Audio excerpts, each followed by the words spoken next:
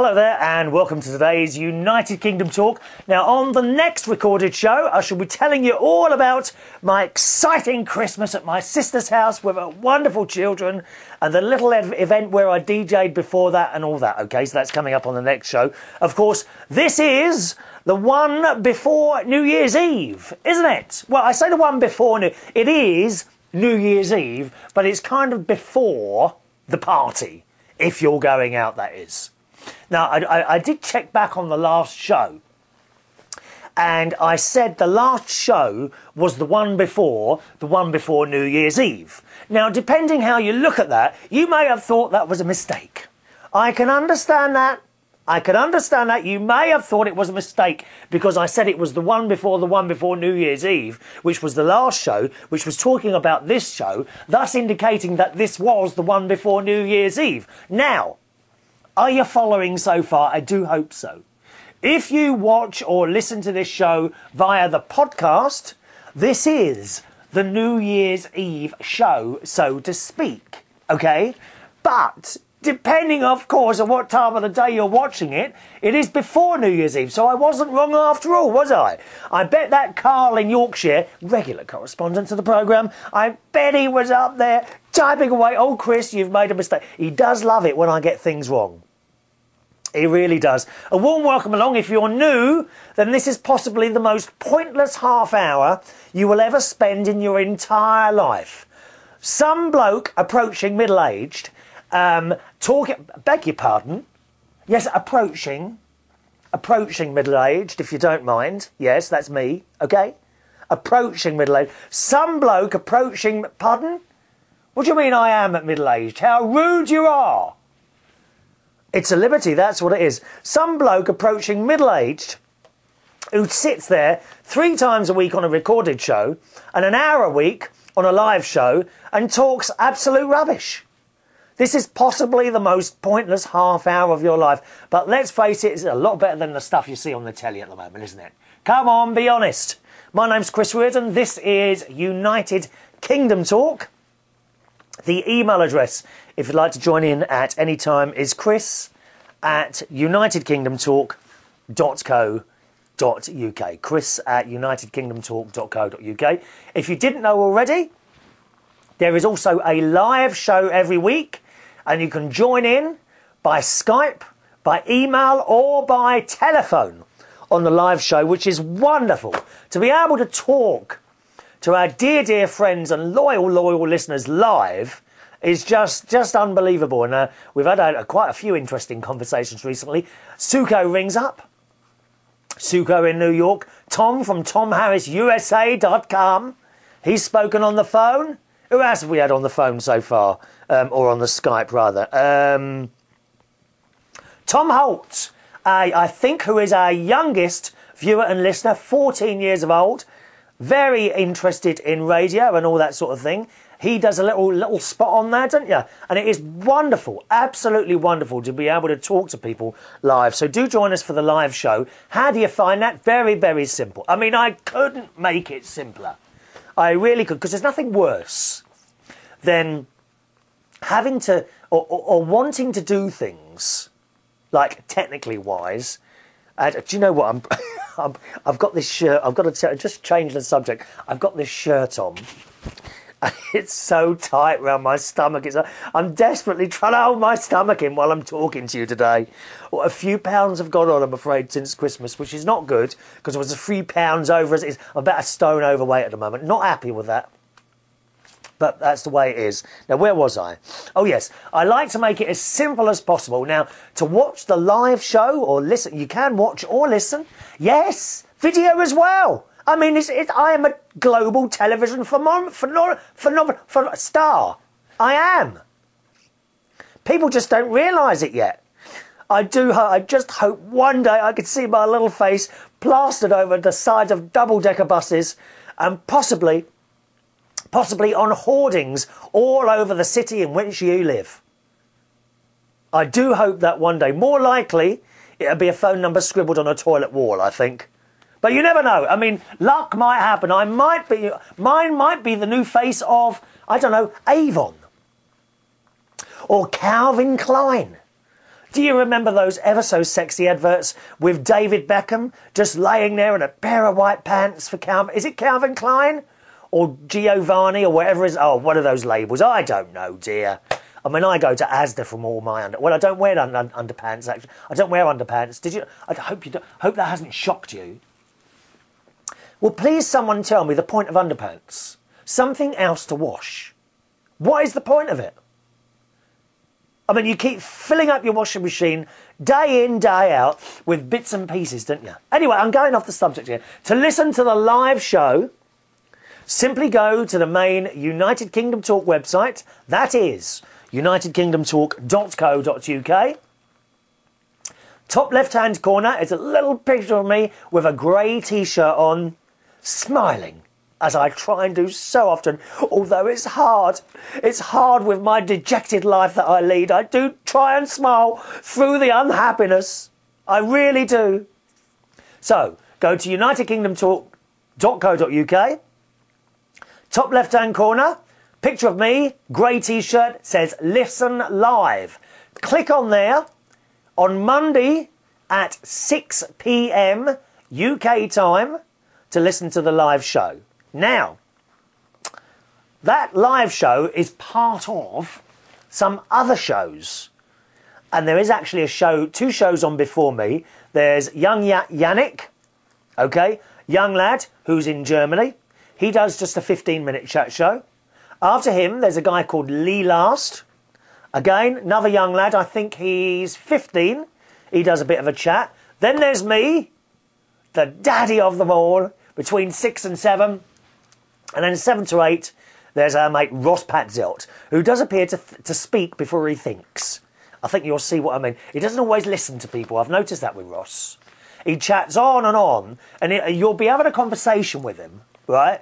And then all of a sudden, oh, I'll come back to you, and he takes another call. And he just doesn't listen to people. What's all that about, Ross? You've got to listen to people. Let them have their say. If there's another call waiting, then it has to wait, dear. People need to have their say.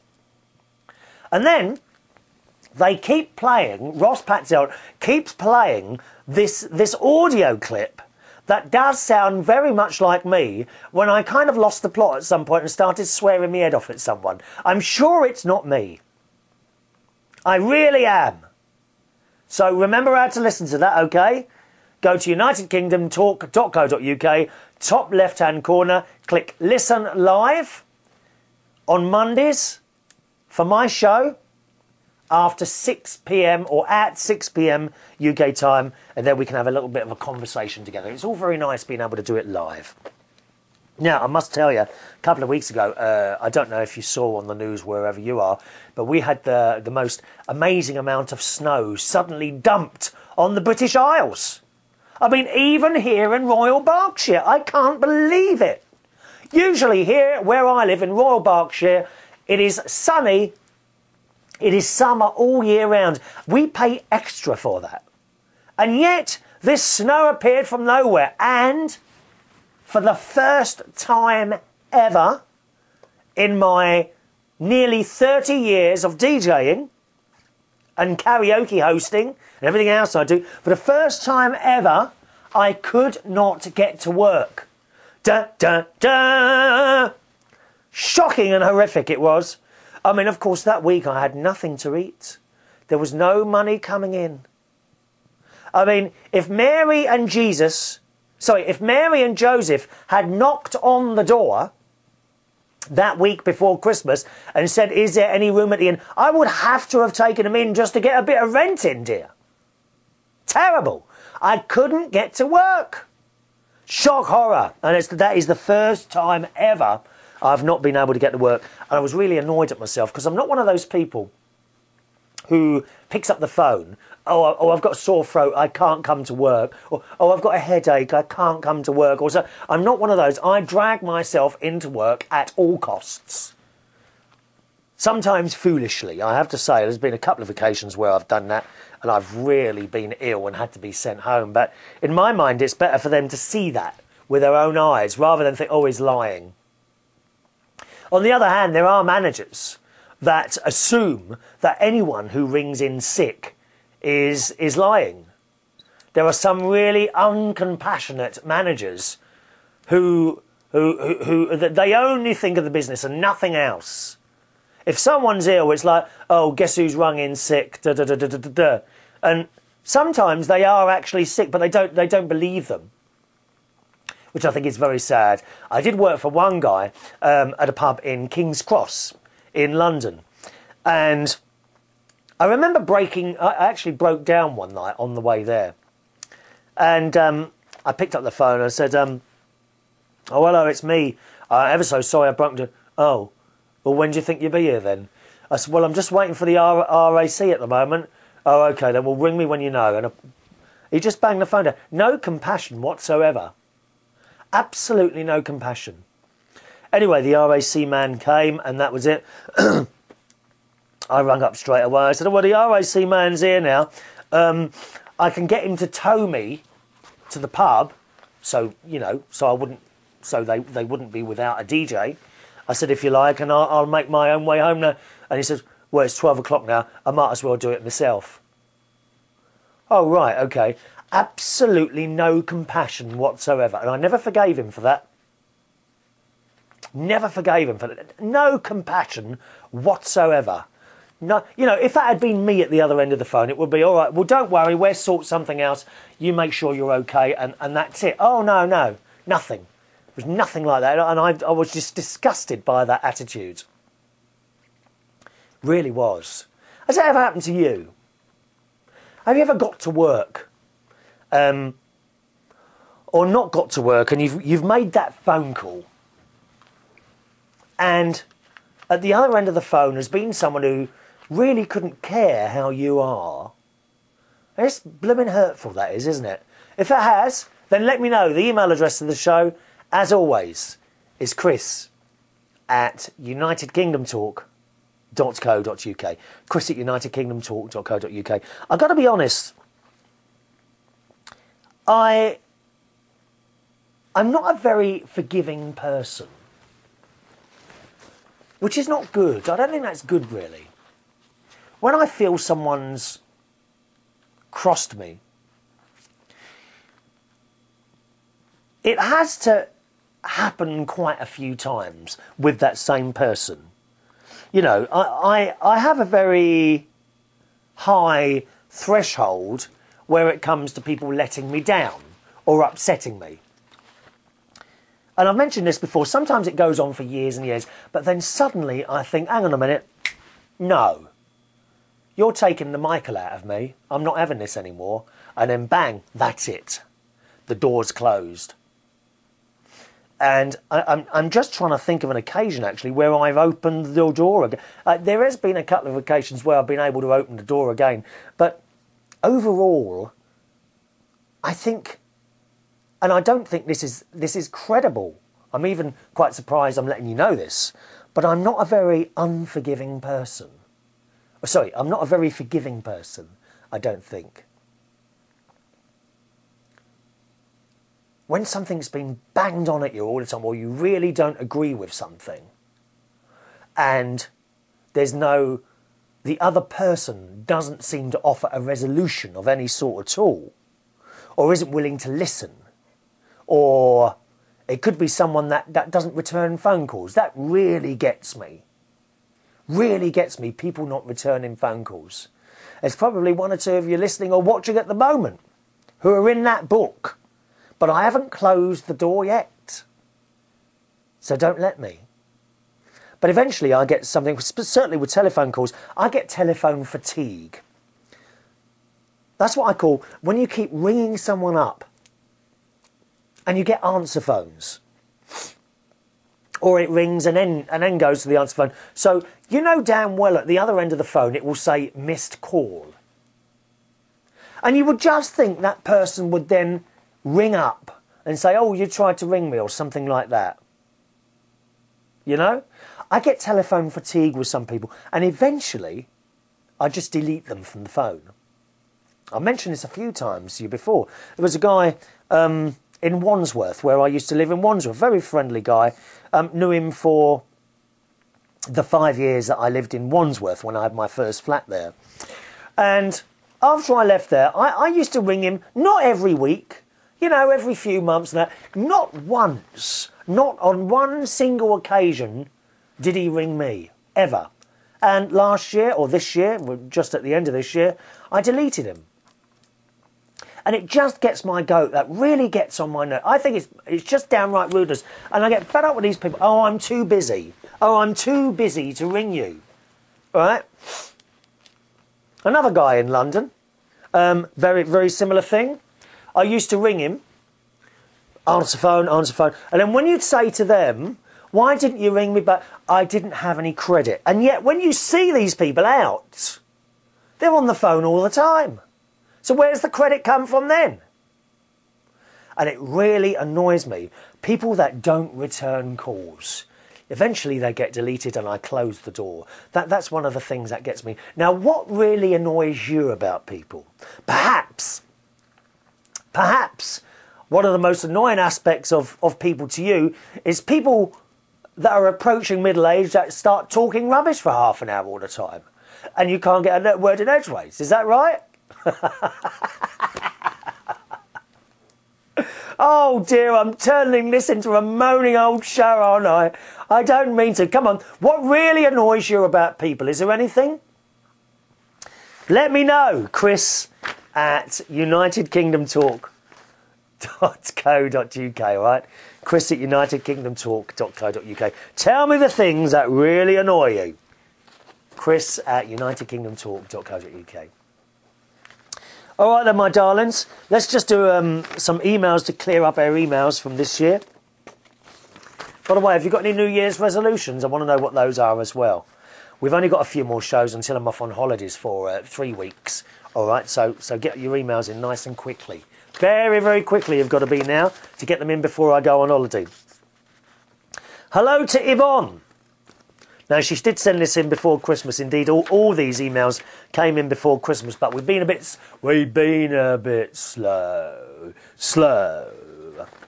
Yvonne says, I love the full video footage of the Christmas lights and accompanying music. Yeah, we got the, if you're watching the show on YouTube, we're still showing the Christmas lights in London on the screen behind me there. Yvonne says, it's beautiful and has really put me in the mood for Christmas. We like Christmas carols, don't we? What's your favourite one? Oh, I like the First Noel. The First Noel. Good King Wenceslas, I like. Oh, lots of different ones. Hark the herald angels sing. Hark the herald angels sing. In fact, next year at this time, I'm hoping to have my own set of real angels here in the Britannia studio. What do you reckon? Can we get some angels in here? Yvonne says, I put a link to it on my Facebook page. Yes, 200, nearly 300 people have looked at that film, which is quite a lot. That little Christmas film. Hope that's okay with you, but I wanted as many people as possible to have the chance to see it. Yeah, if you want to find the little Christmas film, then go onto my Facebook page. Chris Reardon UK is my name. I'm on Facebook and Twitter. Both are the same, Chris Reardon UK. And you should see a little link on there somewhere with the Christmas closing film, okay? Yvonne says, so sad to hear that Leo in Norway had passed away. Yes, it was a few weeks ago now, and I'm still getting emails in who are sad about this. Yvonne says, what a lovely tribute from his friend in Iceland, Robert in Iceland. What more could any of us ask than to know that we were meant that much to the closest to us? Take care, hope the cold's better. And that's from Yvonne. Thank you, Yvonne. Lovely email. Yeah, I mean, Robert wrote a wonderful tribute to Leo, didn't he? It was lovely. Hello to Andrew Hunt. Hello, Andrew. Who says, sorry for another email. You write as many as you want, Andrew. I'm just sorry they've taken so long to come up. Sorry for another email, but I've just finished watching your latest video and heard how you are helping out playing the organ at church. I think this is fantastic and somehow meant to be. I'm a firm believer in things happening for a reason. Yes, so do I, actually. I'm sure this was meant to be as well. And as for things happening for a reason, yeah. Do you know, it's funny, Wayne in Reading, I recently told him that I'd been cleaning my house from top to bottom. And he says, oh, you must be getting ready for someone. And I said, what do you mean, ready for someone? He said, someone's coming into your life. He said, you're getting the house ready. I said, well, no one's coming into my life. And he said, yep, they are. He says, I believe everything happens for a reason. You wait and see. So we're still waiting. We are still waiting, actually, Wayne, unfortunately. Will it happen? Oh, God, I hope so, dear. It's too long lonely. Talking of cleaning the house, incidentally, last night, I had a night off last night, and I'm a bit disappointed, really. During the daytime, I went out to Sainsbury's up the road, and I got some floor cleaning stuff, proper floor cleaning stuff, you know. And in my kitchen, I've got slate tiles, and they're like rough. They're not smooth, like rough, beautiful slate tiles in there that I had done quite a few years ago now. All the mess when they were doing that was unbelievable, but they're down, and that's it. And I wanted them to be like nice and shiny.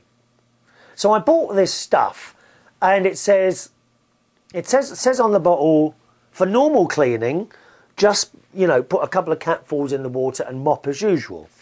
For intensive cleaning, it says put it, just wipe it neat onto the tile and leave it to dry.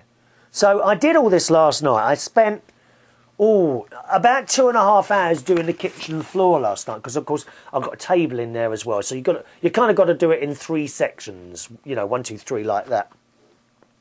And I'd done it all, and I turned the light off and let it dry. I thought that would look lovely when it's finished. And when I come back in, I was really disappointed. I just assumed that all the tiles would be nice and shiny, and they're not. They're like matte, you know, like matte colour. So I don't know if I've got to put something on there or whatever. Slate tiles. Now, I gather that you've got to be a bit careful with these. You can't use the same sort of things as the sort of ceramic tiles. You know the shiny floor tiles. Well, these are not shiny. These are slate. But I just assumed when I put that stuff on, they would start being shiny and all that. Can anyone help me with that one? What have I done wrong there? I mean, they look, don't get me wrong, they look very clean, but they're just not, I just expected them to be all shiny and lovely and black. Do let us know what I'm doing wrong there. Chris at unitedkingdomtalk.co.uk. I cleaned a radiator. Oh, and I cleaned this vent out yesterday, a vent. And it's like at floor level in the toilet. Oh my God, it was black with dust. You've never seen so much dust in all your life, Yvonne, or Andrew rather. Back to Andrew's email. A lot of churches are struggling without musicians, and what a godsend and an asset you will be to Emmanuel and the rest of the congregation. You'll get a lot of enjoyment out of it too, as indeed I do. Yep, love playing the organ at church. It's taken me a while to learn all these modern hymns, but it is coming along. It is coming along. Andrew says, I've got a lot of MIDI files with hymns on, so if you're ever stuck, I could send you a hymn or two to give you an idea of how the tune goes. Yeah, I found a lot of them on YouTube, fortunately. So when I get the hymn numbers, then I try and find them on YouTube. Although Emmanuel, sometimes he's a bit late in ringing me. Like, you know, 3 o'clock Sunday afternoon for 6 o'clock mass. I would rather have had them a couple of days later, earlier rather, and then the tune kind of sinks in your head, you know. We had to use a Roland MIDI file player at one time because there was no organist, but now we're blessed with 2. I'm learning the drums for the more livelier tunes. Music makes a church even better. Well done for helping out a church in need. Good luck, Andrew. Thank you, Andrew. Yeah, I do help out the church with that now, but it's got to be said, it comes the other way as well. It's something that I feel like I need to do. You know? I want to do that. And they're allowing me to do that, and then they want that. So I think it's 6 of one and half dozen of the other. All right? And one more email today from Robert in Iceland. Our mate Robert, the most regular correspondent on the show, I feel. Hi, Chris and friends of United Kingdom Talk. Interested in watching, interesting, he says, watching Sky Television this morning. This is a couple of weeks ago, remember, to see all of the snow in the UK. Indeed, a friend of Birgitta is flying to Gatwick today, and her flight has been delayed in Iceland because of snow in the UK. Well, we don't know how to deal with it here, you see. We get so little of it now that we've all forgotten how to deal with it. Of course, back in the 70s, there was quite a lot of snow in the winter. Snow and ice on the ground for weeks on end. Now, we only get it for a week, and that's about it in a year. Robert says, sure, our mountains are covered in deep snow now. Snow now, right? Smo? What's smo? Snow. Sure, our mountains are covered in deep snow now, and yet in the town, most, if not all, of the snow has already gone. And yet on the news, we hear that only in Britain does the whole country come to a stop when this happens. It's true. It's true. Take it from me, it is not so Britain deals well, very well in fact, in these conditions. For a start, in Iceland, we are used to this, and hence we have snow tyres with studs to drive in it. Yeah, I've never seen a tyre with studs in it. I've got to tell you that. Never ever seen a tyre with... I've never even seen a set of snow chains. It's just not worth it for the, like, week. Yeah, you imagine changing all your wheels on your car for, like, a couple of days. I mean, it's just not going to happen, is it? Robert says, 2, we do not have hedges. And hence, once again, it is easier to clear the snow. What are you talking about? We do not have hedges? What's that got to do with it? Robert, what has that got to do with it, please?